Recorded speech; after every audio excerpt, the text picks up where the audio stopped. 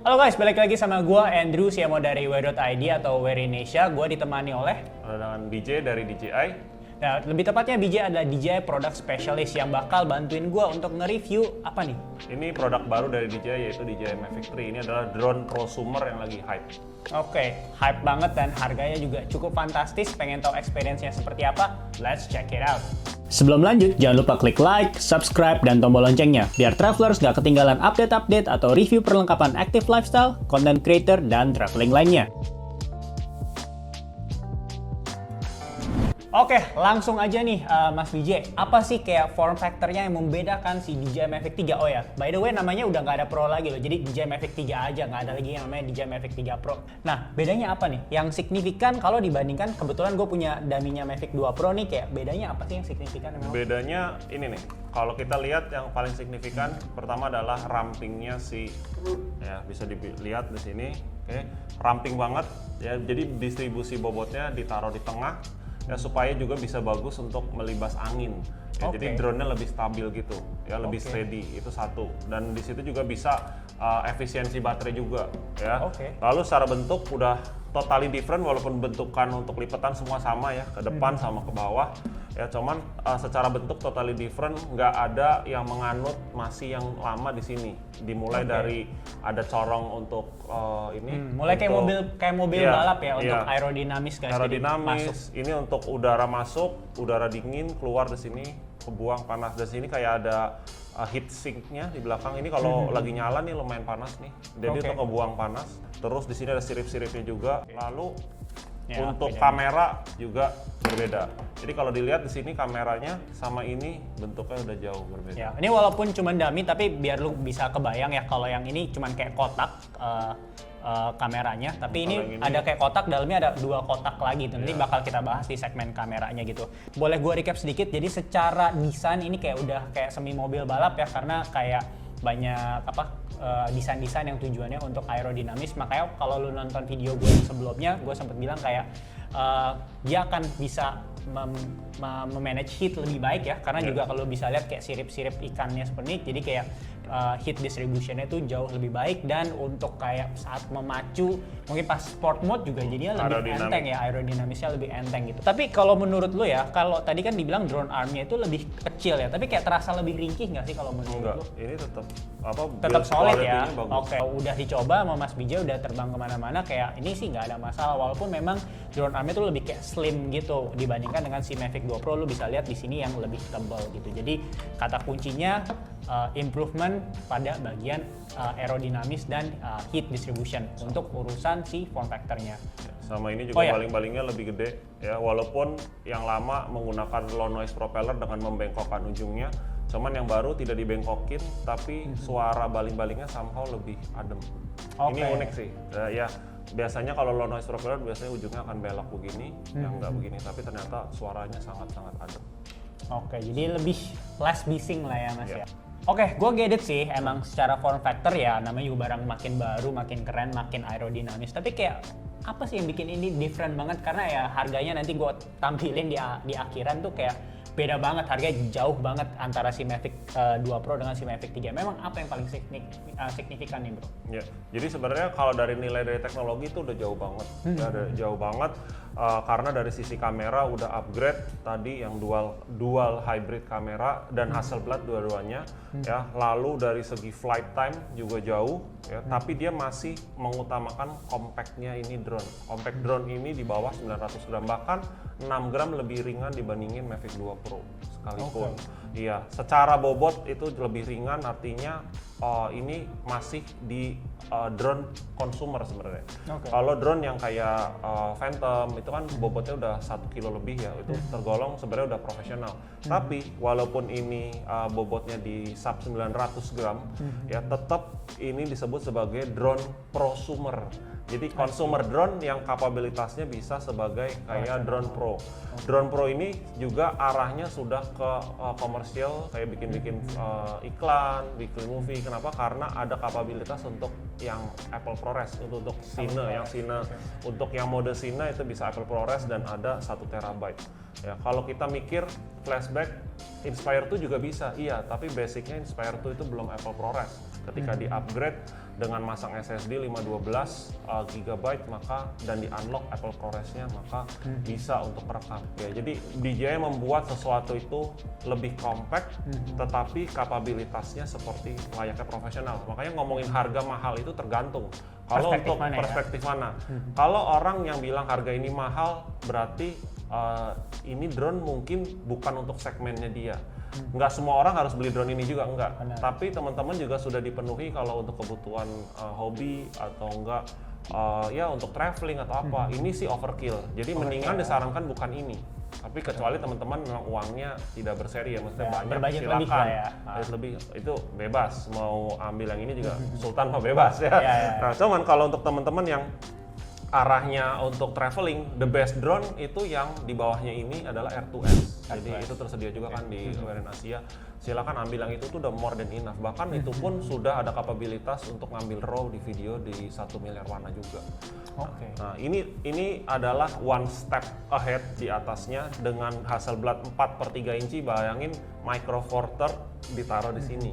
Ya, itu untuk kamera utama. Kamera yang di atas itu sudah setengah inci dan bisa hybrid zoom hingga 28 kali. Kalau yang lama kalian punya opsi, gue bingung nih mau beli Pro atau Zoom. Kali ini Pro dan Zoom sudah jadi satu. Ya, itu mungkin dilema ya di versi sebelumnya. Karena ya kalau dibilang Zoom nggak penting ya kadang kita kalau bikin konten juga ya perlu fleksibilitas, fleksibilitas seperti itu. Dan makanya mungkin DJI mendengar, dia langsung taruh nih, ya udah satu jenis aja, nggak usah keluarin dua jenis gitu. Ya, Oke, tadi lu mention terkait tentang kamera, gue pengen lebih tahu dong, emang kayak kecanggihan si Mavic 3 ini apa gitu? Kayak mungkin nanti sembari kita tampilin ya kayak hasil-hasil videonya, fotonya gitu. Tapi apa sih memang yang di atas kertas dan berdasarkan pengalaman lu tuh kayak ini gila sih, gokil gitu? Jadi kalau teman-teman udah pernah nyobain R2S ya, dari sebelumnya R2 itu aja udah ada perbedaan dari segi pengambilan gambar, udah lebih smooth dan juga lebih halus. Gambar itu bening ya, seneng aja gitu. Pas Mavic 3 ya low lightnya lebih gokil lagi ya. Jadi kemarin gue cobain Mavic R yang kita tampilin nih ya nih ya, hasilnya nih. R2S sama itu tuh sih. udah one step ahead di depan ya. Dan untuk kamera dengan sensor 4/3 inci tadi itu sudah bisa ngambil video up to 5.1K dengan 50 frame per second. Jadi bukan 30 frame per second lagi, udah 50 frame per second, which is kalian kalau mode next level nggak tanggung-tanggung lagi. Pokoknya dari 4K ke 5K itu pixelnya, more pixel tuh banyak banget ya, sekitar 70%-an more pixel. Artinya kalau kalian fleksibilitas untuk cropping atau apa dengan resolusi tinggi itu oke banget. Ditambah dengan Hasselblad itu punya ciri khas color yang unik ya, kita nyebutnya HNCS, Hasselblad Color Natural Color Solution. Itu juga bisa menjadikan opsi kalian nggak mau grading lagi misalnya, bisa pakai itu. Tapi kalau kalian mau grading lagi ada dua opsi kalau untuk Cine, yaitu yang Apple ProRes dengan full flat dengan bitrate-nya 3776 ya, atau kalian mau main yang D-Log. D-Log itu H265 ya, D-Log itu bisa di situ dengan 1 miliar warna. Ya, ini benar-benar dibikin se-fleksibel mungkin. Dan tadi ngomongin zoom 7 kalinya itu optical dan sisanya digital. 7 kali itu jauh loh. Ya, 7 kali itu udah jauh. Mungkin orang kebiasaan denger iklan smartphone udah mulai underestimate, 7 kali HP gue bisa berapa puluh kali. Mungkin kayak pengalaman lu kayak gimana tuh? Iya, kalau gue sih senengnya waktu zaman Mavic 2 gue senengnya pakai yang zoom justru. Kenapa? Karena tadi fleksibilitas. Dan itu jadi berasa kayak dulu 4 kali zoom aja udah wow gitu kan. Dan ini 7 kalinya tuh di optical. Kayak teman-teman misalnya ngambil video di tempat area yang tidak bisa mendekati, contoh kayak misalnya di mangrove, tempat mangrove gitu ada burung-burung yang gitu. Kalau kita deketin burung-burung itu risikonya pasti ketabrak atau apa. Tapi kita benar-benar mau ngambil konten burung-burung itu terbang.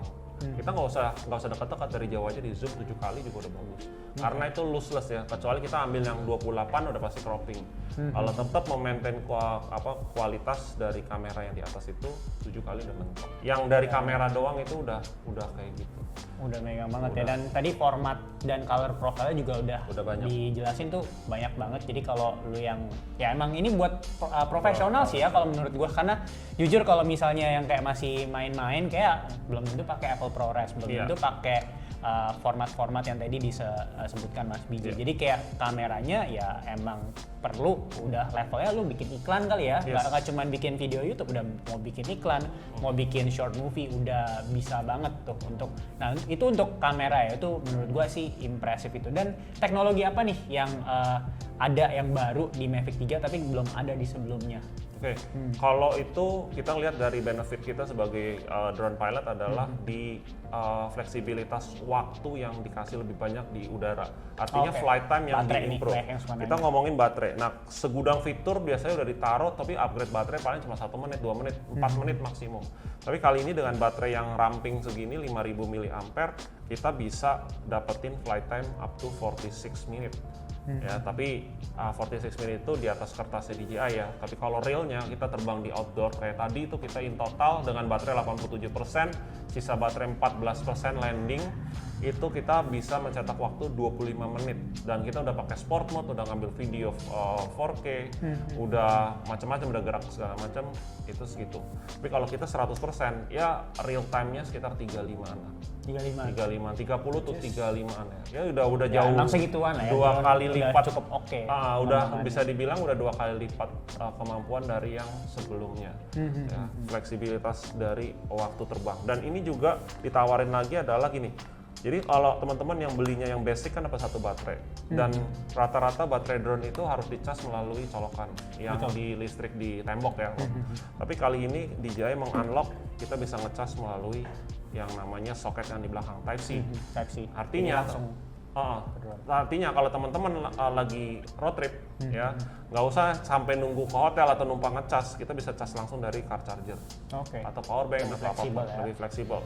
Begitu sudah sampai spot tertentu terbang lagi, masuk ke mobil, tunggu adem dulu, biasanya jangan langsung cas, kita cas lagi. Itu dia yang tidak dimiliki sama drone sebelumnya ya, karena ini memang arahnya sudah untuk demand terhadap kualitas dan juga mobility. Orang yang kayak National Geographic fotografer, mereka punya drone, biasanya drone-nya sudah prosumer seperti ini, dan apa yang mereka butuhkan udah di sini gitu. This is my drone gitu. Ini drone cocok buat di deliver lewat si Mavic 3 ini. Betul, itu dia. Oke, dan gue ngeliat nih ada yang beda nih. Kayak biasa kalau misalnya orang ke Wia.id kayak, oke mas ini ada sensornya kiri kanan, ada nggak ya? Nah ini mungkin baru bisa terjawab di sini ya sekarang. Jadi kalau biasa tuh gue suka sharing ke yang datang ke Wear Indonesia Experience Store atau enggak nanya juga di Instagram kayak kiri kanan sensornya aman nggak ya? Di versi sebelumnya tuh dia nggak ada sensor kiri kanannya, tapi kalau sekarang di Mavic 3 ini sensor banyak banget nih. Kayak boleh ada berapa sih emang? Sensornya mereka menyebutnya omnidirectional, artinya segala arah. Ya, di depan sini ada 2 fisheye kamera, ya, jadi ngarahnya ke sini fisheye. Di belakang juga sama 2. Atas ada kamera juga. Ya, di bawah ini ada 2 fisheye kamera beserta ini buat landing sih, namanya infrared. Di sini ada lampu, jadi kalau take off malam-malam otomatis lampu nyala. Dan 360 mereka menyebutnya omnidirectional ini. Sensor samping juga jalan all the time kecuali sport mode. Jadi kalau mau mode cine smooth ataupun normal itu jalan. Jadi kita misalnya sini ada objek, kita geser ke sini, kita pilihnya bypass, dia akan naik. Ya, jadi atau nggak braking, jadi dia akan detect. Kalau yang lama kan nggak, kanan kiri itu aktif apabila kalau lagi mode tripod doang. Kalau ini di semua mode kecuali mode yang sport sudah pasti semua ini mati. Jadi ini sebenarnya sensornya sih yang gua appreciate banget, karena memitigasi. Kadang kan lu suka lihat ya di YouTube kayak drone fails gitu, dimana kayak dia lagi pelan-pelan mau panning sebuah gedung, akhirnya nabrak gedung selanjutnya gitu. Dan gue juga pernah ngerasain, untungnya masih nabraknya pohonnya rendah, jadi ya pas lagi ngikutin subjeknya kebetulan sepeda balap terus ngehajar pohon gitu. Tapi mungkin bisa di-share juga kali ya, walaupun udah omnidirectional ini tetap lah ya kalau ada layangan ataupun kayak ranting-ranting tipis lah ya, ranting-ranting tipis kayaknya. Kabel-kabel gitu kalau cuma 1 lembar doang sih bisa tetap miss ya. Jadi ya mungkin kalau di negara asalnya kan nggak ada kabel-kabel atau enggak benang-benang layangan ya kayak kita di Jakarta atau di Indonesia. Nah itu lu tetap mesti hati-hati. Tapi overall kalau misalnya objeknya solid ya bro ya, kalau objeknya solid sih aman ya berdasarkan aman. Dan jangan ambience-nya jangan low. Artinya kalau kita udah mulai sore itu biasanya dia tidak bisa ngedetect. Jadi kalau malam, apalagi malam sudah pasti dia ngasih tahu kalau ambient is too low, jadi vision sensing off. Oke. Iya, itu udah tahu. Terbang malam itu butuh skill dan hati-hati. Kalkulasi yang lebih lebih, mumpuni lah ya. Terbang siang pun sebenarnya saya sendiri dengan omnidirectional gini juga tetap harus hati-hati karena sayang aja gitu kalau kita amit-amit kena gitu karena kita nggak hati-hati ya reckless bahasa Inggrisnya itu tetap bisa kecelakaan. Betul. At the end of the day itu fiturnya improve banget, tapi ya lu sebagai pilot juga harus mengimprove skill lu dan kayak kalkulasi lu lah kalau misalnya lu mau ngambil suatu footage ya pertimbangkan juga surroundingnya, kurang lebih seperti itu. Oke bro, sekarang ini gue lihat ada smart controllernya ini beda nih, mungkin lu bisa jelasin kayak bedanya apa dari yang versi sebelumnya. Tapi ada pertanyaan standar nih sebenarnya dari teman-teman gue yang biasa suka naik drone, kok dia suka lagging tuh kayak apa yang dilihat sama si drone-nya sama yang tampil di sini suka lagging. Nah, gue suka jelasin kalau misalnya di yang terbaru tuh ada occlusing, jadi lebih baik daripada wifi. Nah, emang kalau yang ini occlusing berapa dan kayak emang lebih baiknya seberapa sih memang? Ya, jadi laggingnya tuh. DJI di sini mengupgrade ya O3 Plus. O3 itu sebenarnya sudah ada di R2S ya dan FPV. Jadi O3 itu generasi ketiga, dia untuk terbang lebih jauh dan lebih stabil lah ya. Nah, plusnya di sini sebenarnya untuk yang Cine doang ya. Cine ini ada di remote-nya, di smart controller yang remote ini kita nyebutnya RC Pro, sudah bisa enable mobile data. Jadi nanti koneksinya ke si drone-nya itu menggunakan 4G network.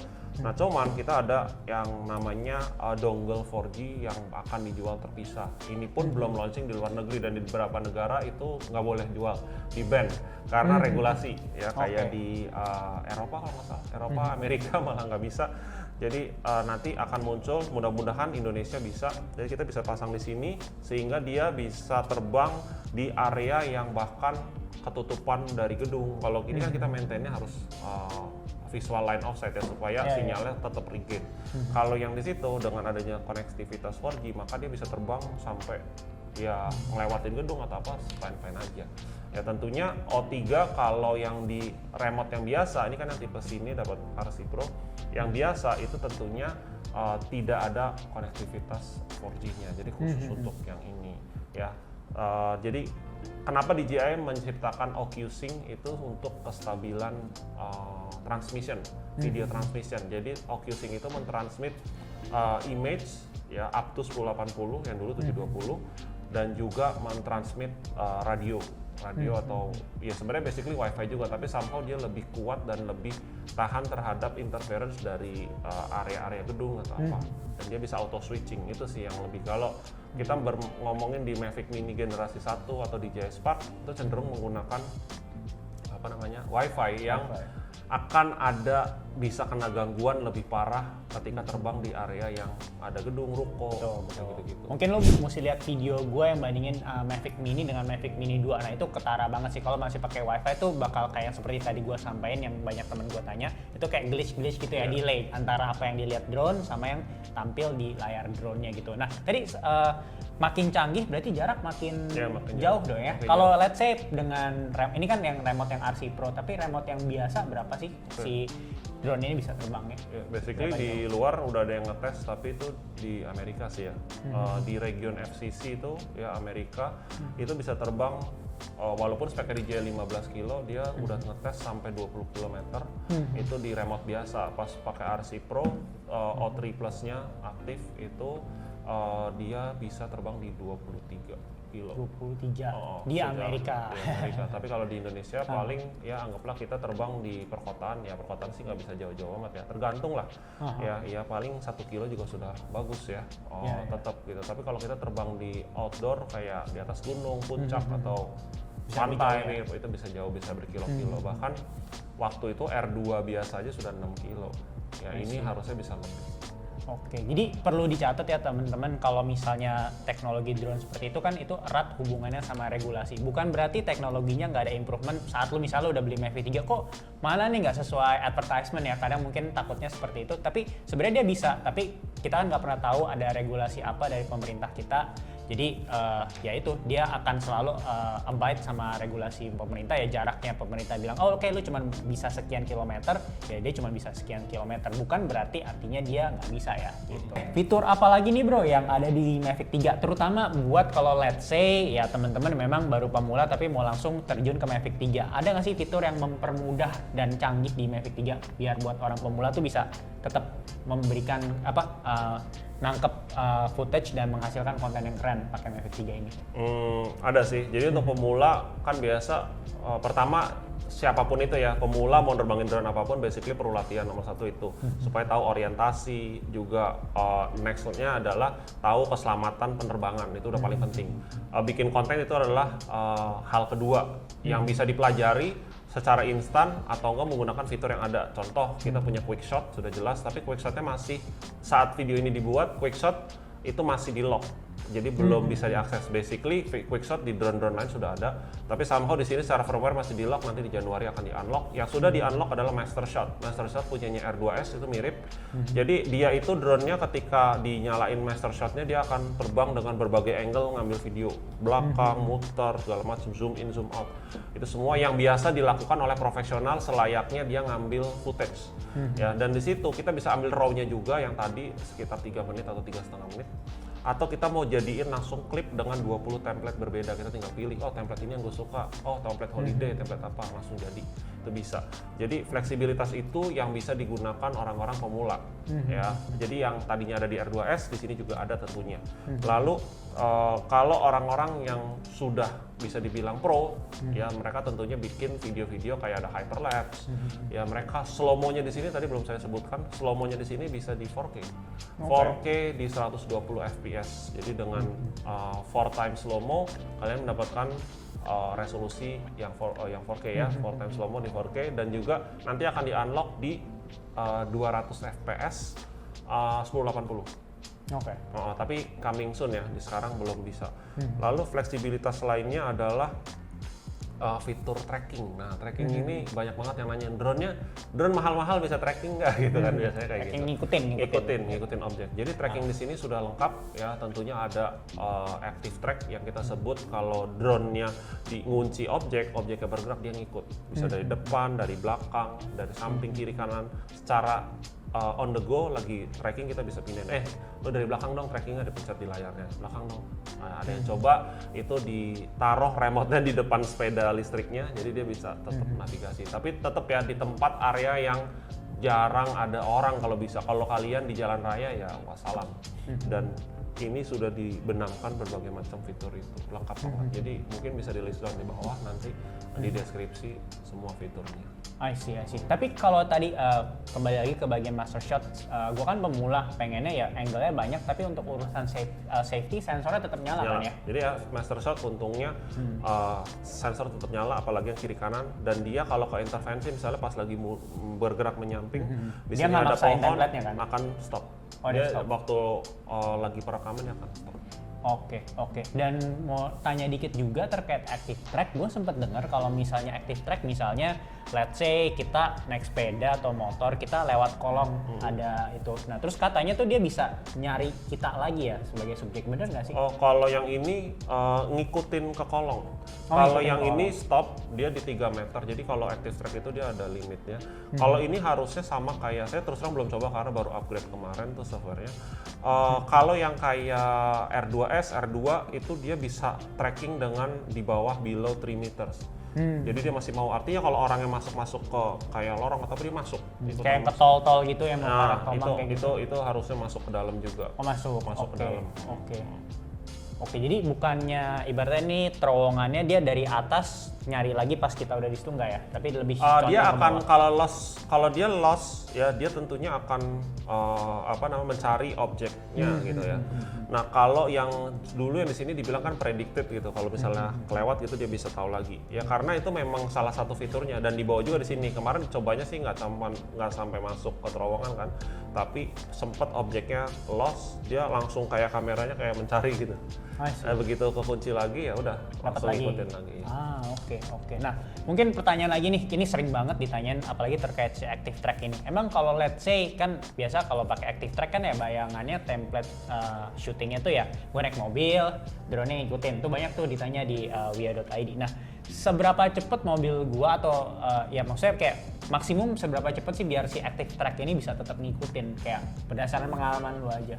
Kalau yang ini loh, kalau Active Track itu sebenarnya kalau di tempat yang luas ya, artinya kita bisa turn off sensornya, kita bisa sport mode, harusnya bisa 70-an kilometer Kalau ngebut per jam. 70 kilo juga 70 hajar. kilo, iya. Tapi sensornya mati guys. Sensornya mati karena masuknya udah ke sport. Tapi kalau yang masih nyala itu basically walaupun drone-nya di mode normal itu bisa sampai 50 km per jam, cuman karena dia harus memprediksi ada collision atau ada gangguan, dia harus bisa prepare itu di 35 sih. Jadi sepeda listrik boleh lah. Kalau sepeda balap, I don't think so. Sepeda balap kadang bisa 60.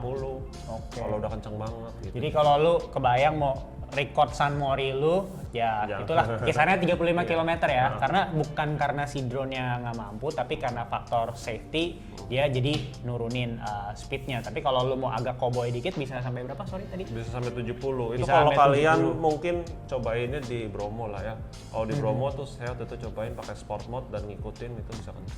Oke, jadi kesimpulannya apa nih? Nah, my take kalau misalnya menurut gua, kalau si Mavic 3 ini sih setelah apalagi melihat footage-nya beberapa yang di-share, tadi gua udah tampilin juga yang mungkin di segmen sebelumnya, apalagi yang pas malam ya, itu kayak itu gila sih, kayak maksudnya nggak pernah kepikir karena gue juga sama tim kan di Wia itu pakainya Mavic Air 2. Maksudnya selama ini ya kalau ada noise kita selalu alasannya ya wajar lah ya, maksudnya drone lipat kecil. Nah itu udah nggak berlaku lagi sih menurut gue, apalagi setelah gue dikasih lihat footage malam-malamnya yang ada gedungnya sama Mas BJ, itu ini merupakan bukti drone boleh compact tapi kamera juga bisa optimal banget even saat low light. Itu low light tuh biasanya udah paling musuh ya men.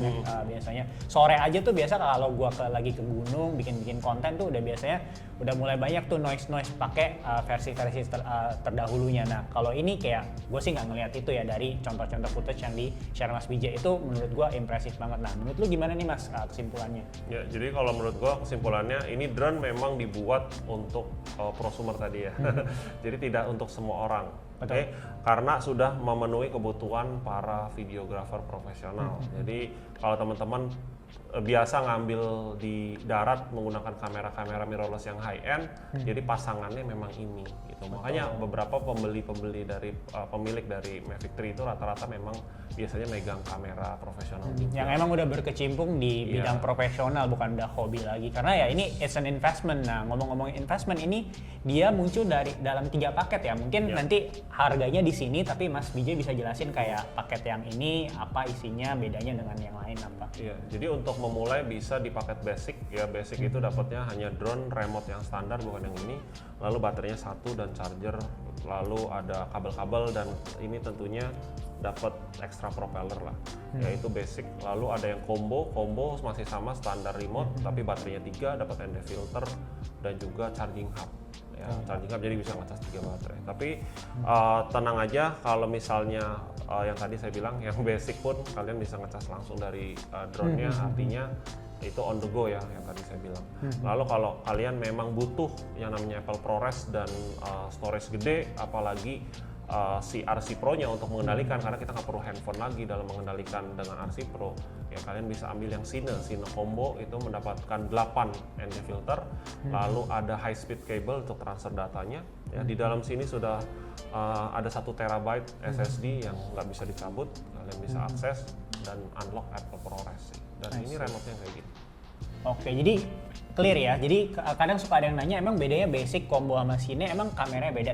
Jadi jawabannya enggak. Jadi lebih kayak perpaketannya aja. Intinya kalau semakin yang harganya lebih tinggi tiernya, yang namanya Cine itu dalam hal storage dan konektivitas aja ya. Sama lebih, tadi codec Apple ProRes ya. sama Apple ProRes untuk khusus post di pro-nya yang- ya, untuk post pro-nya lebih baik. Jadi kayak tinggal dipilah-pilih aja kalau memang lu ada budgetnya itu antara basic, combo, dan Cine. Karena again, menurut gua ini is an investment gadget, bukan for fun ya kalau menurut pendapat gua, karena udah lumayan cukup serius harganya juga, lu bisa lihat di sini gitu. Jadi again, kalau misalnya lo ada pertanyaan jangan lupa tulis di kolom komentar dari video YouTube ini, atau enggak DM di IG kita di @werinesiaofficial.